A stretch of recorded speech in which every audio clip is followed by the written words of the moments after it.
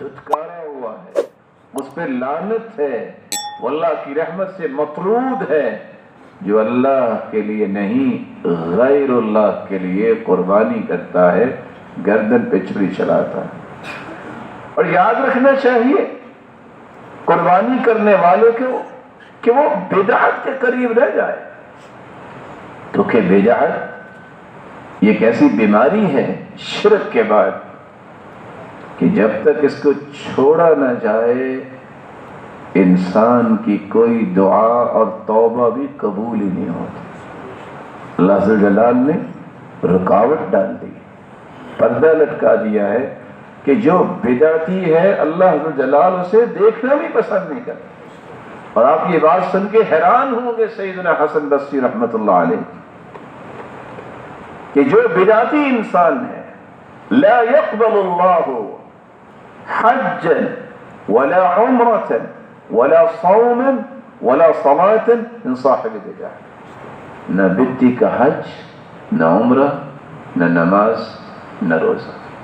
اللہ عز و جلال ہمیں بدعات سے محفوظ فرمائے۔ الفعل المخالف لرسول اللہ صلی اللہ علیہ وسلم، ہر وہ کام جو اللہ کے رسول صلی اللہ علیہ وسلم کی سنت کے مخالف ہو، متصادم ہو، متحارب ہو اور انسان اس کو دین سمجھ رہا ہے، یہ بدعت ہے۔ سادہ سی تاریخ، ایسا کام کرنے والا ساری رات سجدے میں پڑا رہے اس کی تو توبہ ہی قبول نہیں، کیونکہ حدیث کے الفاظ ہیں اللہ عز و جلال ایسے انسان کی توبہ کو قبول نہیں کرتے۔ ان اللہ حجب التوبہ عن کل صاحب بدعہ حتی یدع بدعتہ، جب تک وہ بدعت کو چھوڑ نہیں دیتا اس وقت تک اس کی توبہ بھی قبول نہیں، باقی اعمال کیسے قبول ہوں؟ پھر قربانی کرنے والے کو چاہیے بار بار دعا کرے یا اللہ تیری رضا کے لیے اخلاص کے ساتھ یہ کام کر، کیونکہ رسول اللہ صلی اللہ علیہ وسلم کا فرمان ہے ان اللہ لا يقبل من العمل الا ما كان له خالصا